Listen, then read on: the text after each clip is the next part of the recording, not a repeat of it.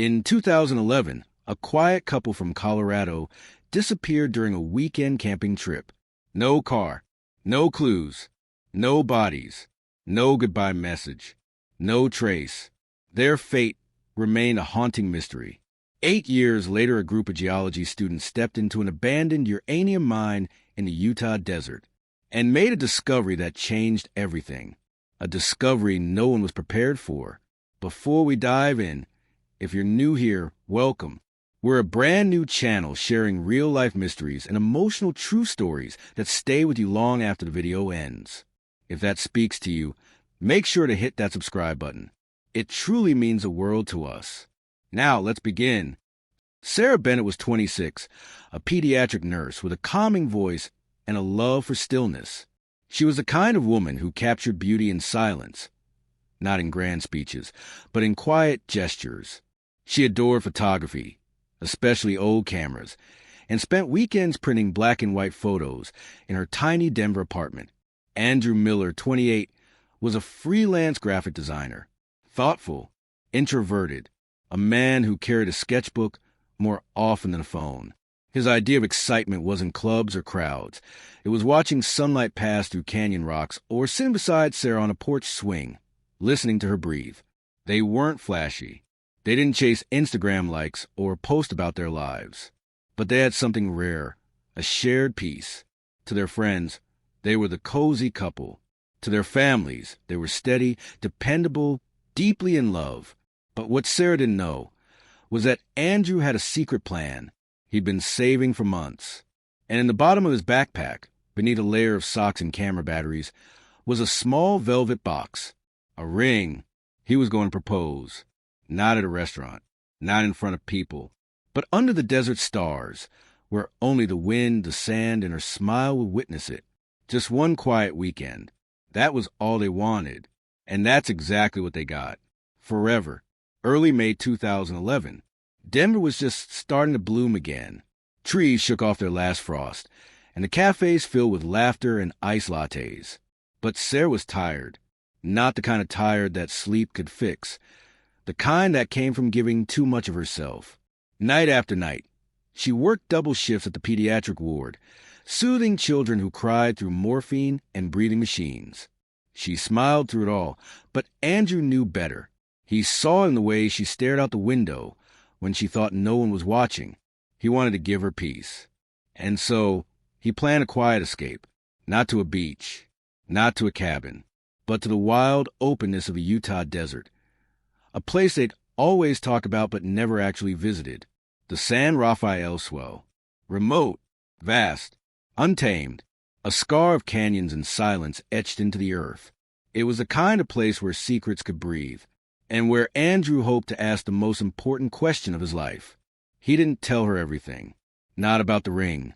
Tucked away in a navy velvet box at the bottom of his backpack, beneath 2 T-shirts and a camera lens. He'd picked out 6 weeks earlier, a simple gold band with a tiny, imperfect sapphire. Sarah didn't like diamonds. She said they were too loud. She liked things that told stories. Things that were quiet. Early May 2011. Denver was just starting to bloom again. Trees shook off their last frost, and the cafes filled with laughter and ice lattes. But Sarah was tired. Not the kind of tired that sleep could fix. The kind that came from giving too much of herself. Night after night, she worked double shifts at the pediatric ward, soothing children who cried through morphine and breathing machines. She smiled through it all, but Andrew knew better. He saw it in the way she stared out the window when she thought no one was watching. He wanted to give her peace. And so, he planned a quiet escape. Not to a beach, not to a cabin, but to the wild openness of the Utah desert. A place they'd always talked about but never actually visited. The San Rafael Swell. Remote, vast, untamed. A scar of canyons and silence etched into the earth. It was a kind of place where secrets could breathe, and where Andrew hoped to ask the most important question of his life. He didn't tell her everything. Not about the ring. Tucked away in a navy velvet box at the bottom of his backpack, beneath 2 T-shirts and a camera lens. He'd picked out 6 weeks earlier, a simple gold band with a tiny, imperfect sapphire. Sarah didn't like diamonds. She said they were too loud. She liked things that told stories, things that were quiet. The plan was simple. 3 days. They'd drive out Friday morning, spend a night at the Budget Inn in Green River, a small, sleepy town where the desert began to whisper, then venture deeper into the swell. No reservations, no campground, just the two of them, their gear, and the stars. It was a kind of trip that didn't require a travel agent or a grand itinerary, just a tank of gas, a folded paper map, and the unspoken agreement between two people who trusted the road more than the clock. Sarah packed light. She always did. She didn't believe in clutter. In her world, if you couldn't carry it on your back or fit it into a single duffel bag, you didn't need it. She rolled up one pair of jeans, a soft flannel shirt, and 2 cotton dresses, one of them yellow, already faded from too many washes. But Andrew once said she looked like summer in it, so it always made the cut. She placed her toothbrush next to a paperback poetry book with a cracked spine and tucked her Nikon FM too gently in its leather case like a sleeping pet. And then, almost ceremoniously, she slid in a fresh roll of ill-furred black and white film. The good kind. The kind she'd been saving for the right place. Somewhere moody, somewhere desolate and quiet and honest. She didn't know that place would be the last thing she ever saw. Meanwhile, Andrew was in charge of the essentials, and he took the job seriously. He triple-checked the tent poles, made sure the sleeping bags were rolled tight and waterproofed, packed their little gas stove, 2 enamel mugs, a box of matches, and a tin of instant oats.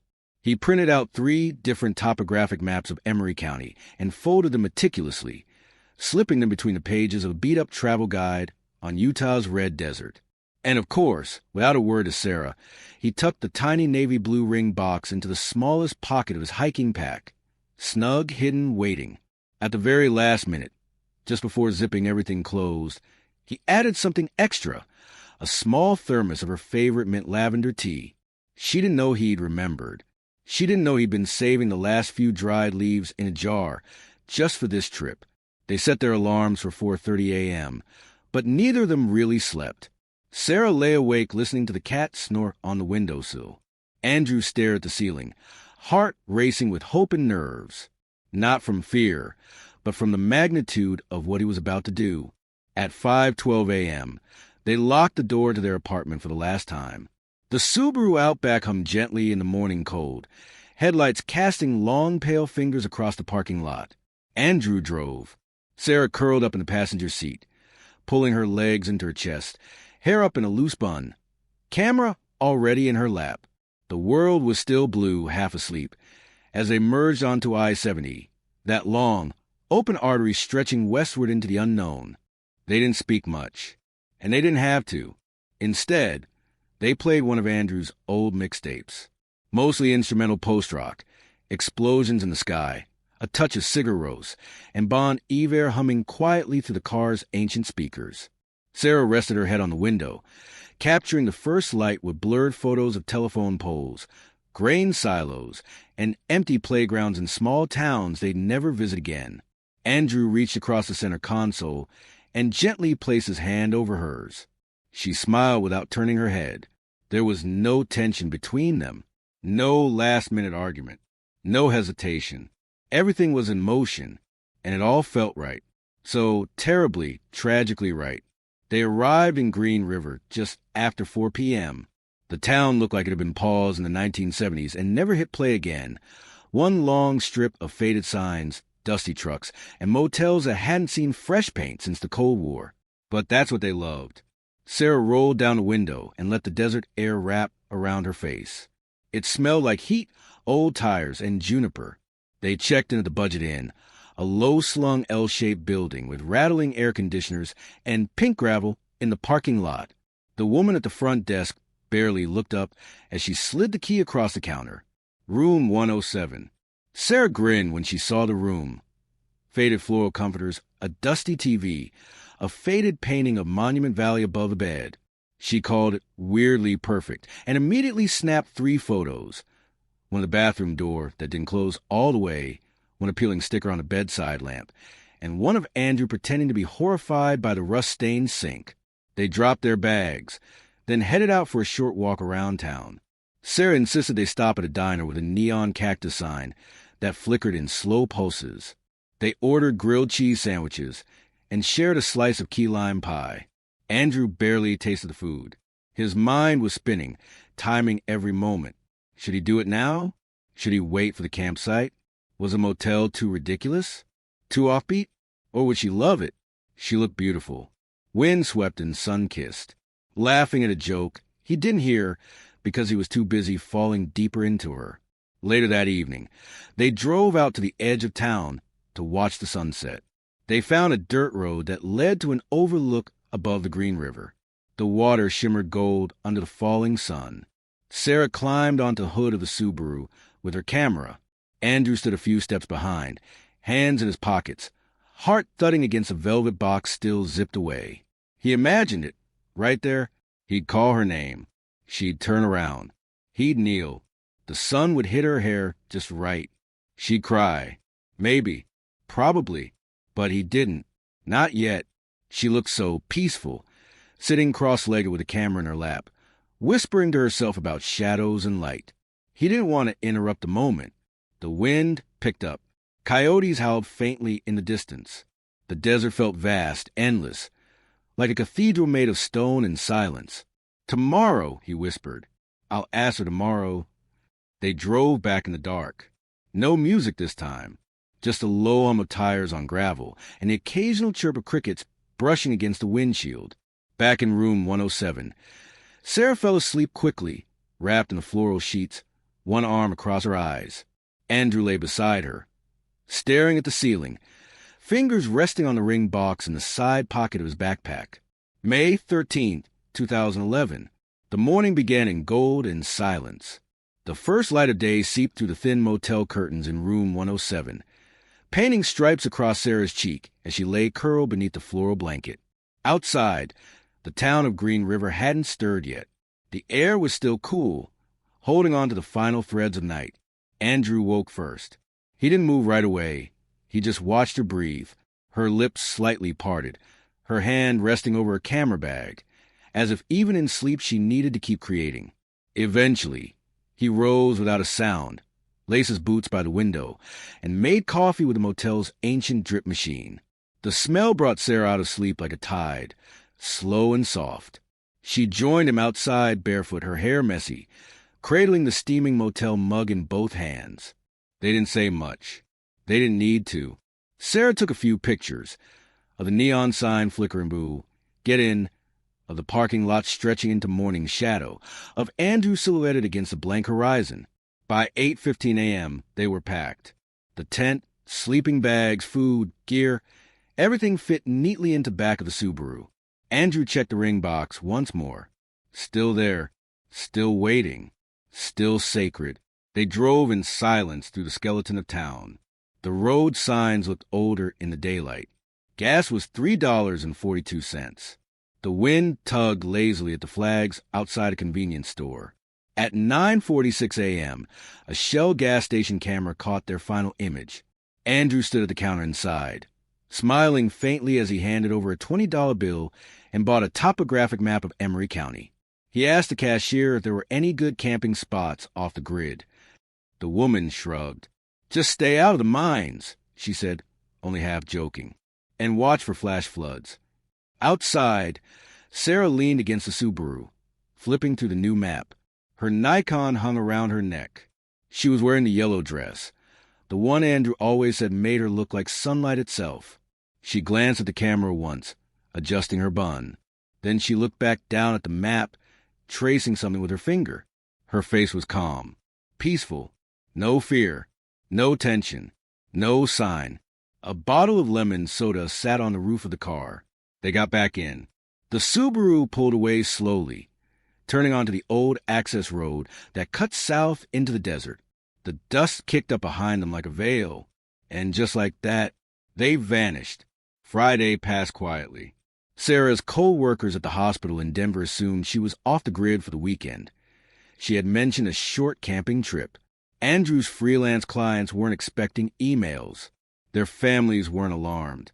Not yet. But by Monday morning, everything started to crack. At 7:42 a.m., Sarah didn't clock in for her shift at the children's hospital. She didn't call. No text. No voicemail. It wasn't like her. She was never late and never silent. By 9:15, her supervisor, Rachel Lynn, called Sarah's phone, straight to voicemail. She waited, called again. Still nothing. Meanwhile, somewhere across Denver, in a quiet residential neighborhood lined with lilac trees, Emily Bennett was pacing in her kitchen, her phone clenched in her hand, her coffee gone cold. Something was wrong. At first, she couldn't name it. It was just a flicker of unease, like a string had snapped inside her chest. She had sent Sarah a text that morning. Back to reality yet? Hope you got some great shots, Yellow Heart. No answer. It wasn't unusual. Cell service was spotty out in the swell. Sarah had said they'd be off the grid. Emily waited, brushed it off, poured another coffee. But by 1 p.m., unease had turned to static. She tried calling. Once. Twice. Voicemail. Hey, Sarah, just checking in. Call me when you get this, okay? Nothing. She called Andrew, too. Straight to voicemail. Then she texted again. Just want to know you're alive. Nerd. I'm not freaking out yet. But I will. Still nothing. And that's when the panic really began to grow. Not loud and screaming, but quiet. Cold. Like something invisible was watching her through the window. She and Sarah weren't just close. They were tied. Grew up sharing bunk beds, secrets, trauma. Even as adults, they spoke nearly every day. Sometimes just a meme, sometimes deep heart-to-hearts that lasted hours. Sarah never went more than 48 hours without sending something. By 3:30 p.m., Emily was no longer sipping her coffee. She was standing in the doorway of her apartment, keys in hand, staring at the road like it might give her an answer. She tried one last time. Voicemail. So she did the only thing left. She called the Denver Police Department. The officer on the other end was calm. Too calm. Ma'am, your sister's an adult. You said she mentioned going on a camping trip, correct? Emily's voice was already cracking. Yes, but they were supposed to be back by now. They were only going for 3 days. She hasn't shown up to work. Andrew either. That's not them. They might have lost cell service. That happened a lot out there. It's probably nothing. Emily insisted. She told them about the shift Sarah missed, about the texts, the calls, the silence, the feeling. But the officer remained unmoved. We usually don't file missing persons cases until at least 48 hours after expected return, especially for adults. Why don't you wait till morning? Emily hung up and screamed, not loud, not angry, just one long exhale of helplessness. Something in her bones was screaming that her sister was gone. Not lost. Not late. Gone. And somewhere across town, Andrew's landlord was growing nervous too. At 4:15 p.m., he called again. Still no response. The apartment lights had been off all weekend. No movement through the window. The Subaru wasn't a lot. He remembered Andrew saying something vague about a trip, but the rent was due, and this wasn't like him. He decided to knock. Nothing. He left a voicemail. Then another. At 5:02 p.m., he called a non-emergency police line and said something strange. I don't want to sound paranoid, but it's been days. I haven't seen him. The apartment looks untouched. He lives with his girlfriend. I think they left, but they haven't come back. That same evening, Emily called back the police herself, this time crying. She demanded they file a report. She gave them every detail she knew. The make of the car, silver Subaru Outback, their planned route, the camping gear, Sarah's camera, Andrew's maps, everything. That night, both names were officially entered into the National Missing and Unidentified Person System, NAMUS. But it still didn't feel real. Emily sat on the edge of her bathtub, staring at her phone. Her hands were shaking. The morning after the report was filed, Emily Bennett barely slept. She sat in her kitchen, hunched over her laptop, surrounded by maps, post-it notes, coffee mugs gone cold, and a printed list of campgrounds in Emery County, Utah. The words blurred in front of her. She hadn't eaten. Her phone was at 8%, but she refused to plug it in until Sarah called. Somehow, plugging it in would be admitting the silence was real. At 7:38 a.m., she called the Emery County Sheriff's Office herself. A female dispatcher answered, polite but detached. Emery County Sheriff's Office. This is Tracy speaking. Emily's voice was dry. Hi, my name is Emily Bennett.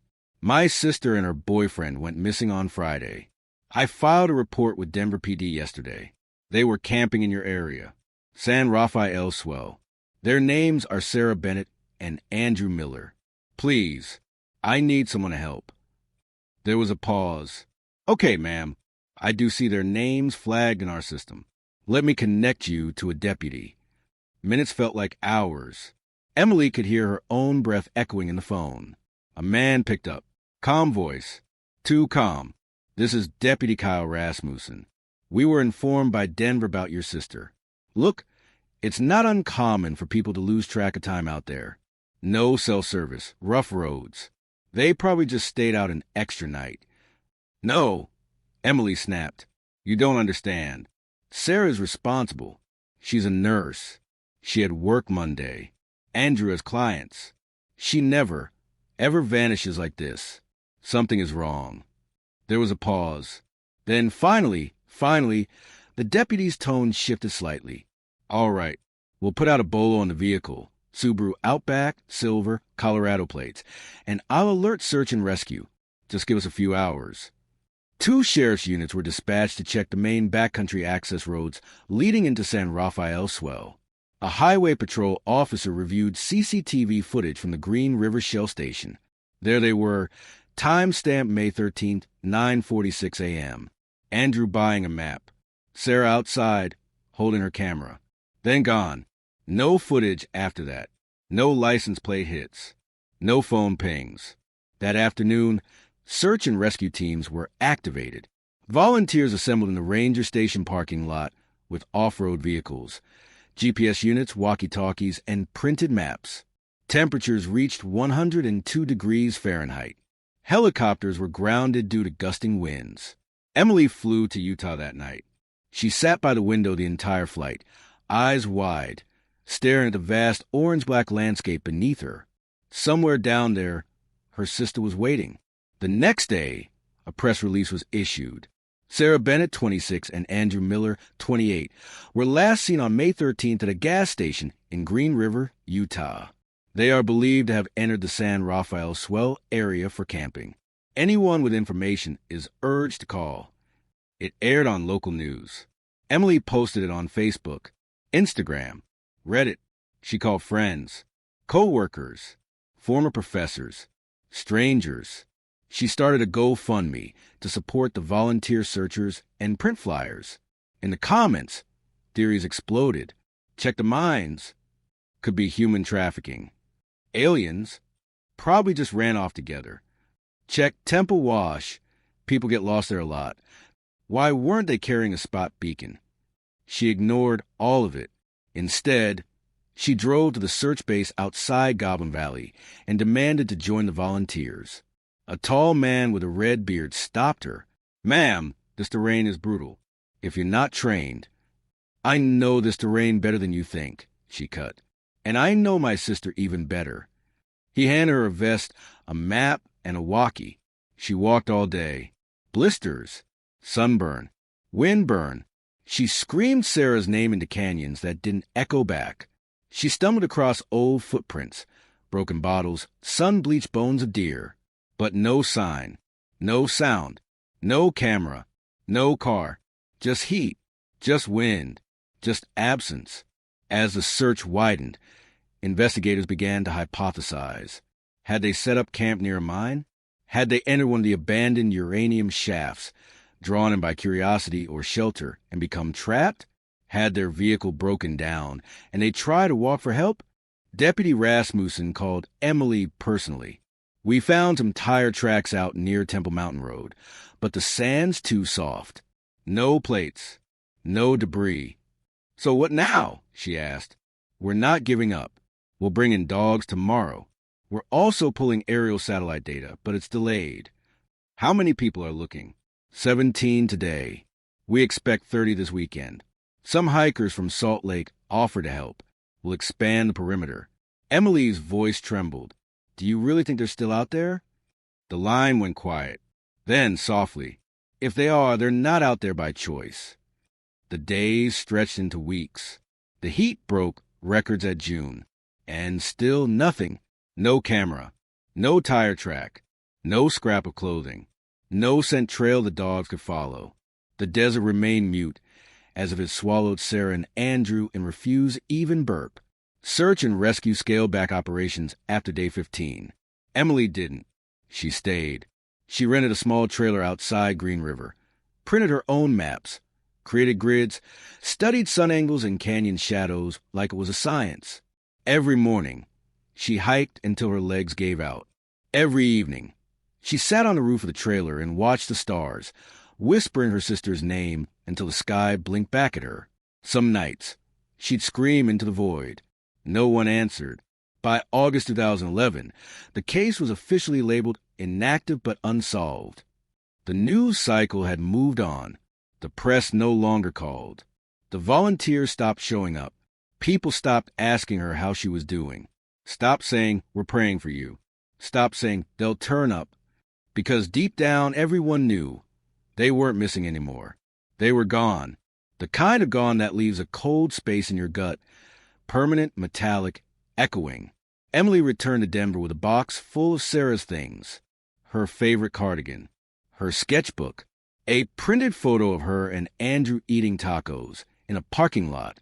And a flash drive labeled Utah Trip that was never used. She kept her sister's number saved in her phone, never deleted it. Once a week, she'd still send a message.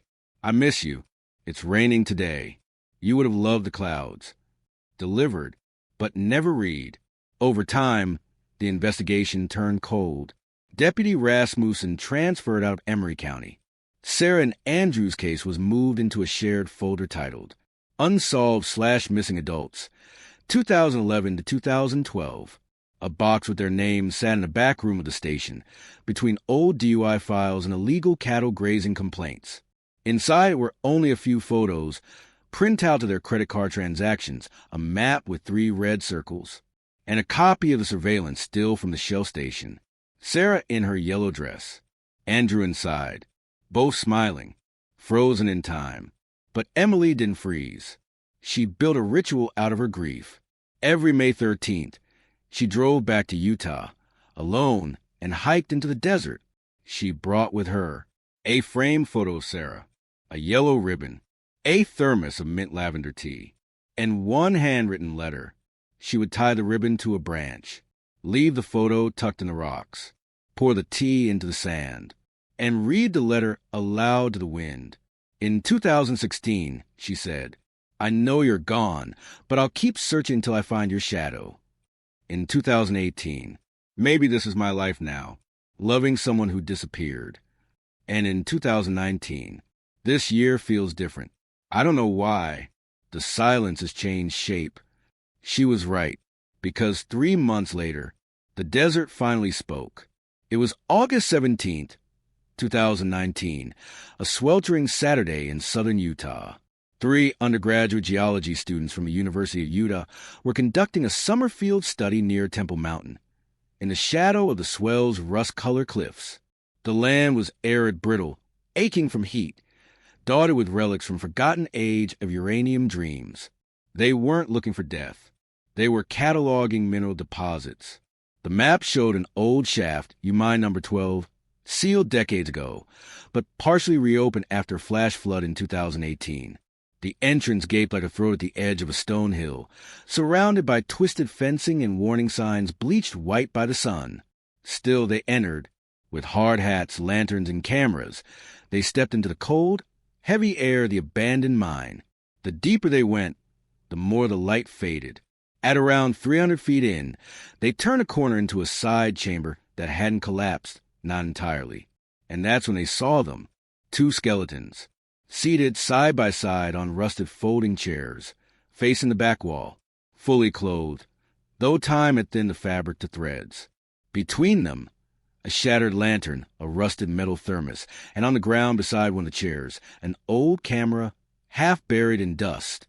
The air in the shaft was unusually still, quiet, preserved. One of the students, Lena Ortiz, dropped her flashlight and screamed. The other two stood frozen. They didn't move for nearly a full minute, unable to process what they were seeing. It wasn't a violent scene. There were no ropes, no blood, no sign of struggle. Just two people, waiting. Authorities arrived within hours. The chamber was sealed off and declared a hazardous zone due to potential radon gas buildup and risk of further collapse. The remains were carefully recovered, and within 48 hours, dental records confirmed what everyone feared and somehow already knew. Sarah Bennett and Andrew Miller, missing since May 2011, had been found. But the story wasn't over. Because when forensic examiners cataloged Sarah's body beneath layers of faded fabric and bone, they discovered something glinting faintly on her left hand, a gold engagement ring, delicately set with a small sapphire. Andrew had proposed. Sometime after they left the gas station, sometime inside the mine, before they sat down together for the last time, and she had said yes. The little blue velvet box, once hidden in Andrew's backpack, had done its job. They weren't just lost lovers. They were fiancés, frozen in the moment of a beginning that would never come. The Nikon camera was developed in a lab under delicate conditions. Astonishingly, the film roll inside was salvageable. 8 photos. Most were blurry shots of the mine's interior, dusty beams, rock textures, flashlight streaks on the walls. One photo showed their backpacks leaned against the cave wall. Another showed Sarah mid-laugh, slightly blurred. But the final photo was the one that broke hearts. Timestamp, May 13th, 2011, 11:52 a.m., just over an hour after the gas station. It showed Andrew and Sarah sitting on those same folding chairs, side by side. Sarah's head was tilted slightly toward him. Their hands were clasped between them, and if you zoomed close enough, you could see it, the ring, already on her finger. There was no suicide note, no sign of trauma, no evidence of a third party. Toxicology reports were inconclusive. Autopsy results pointed to probable gas exposure or oxygen deprivation, conditions common in deep, sealed mines. But what no expert could explain was the stillness of it all. There was no panic, no claw marks on the wall, no signs they tried to escape.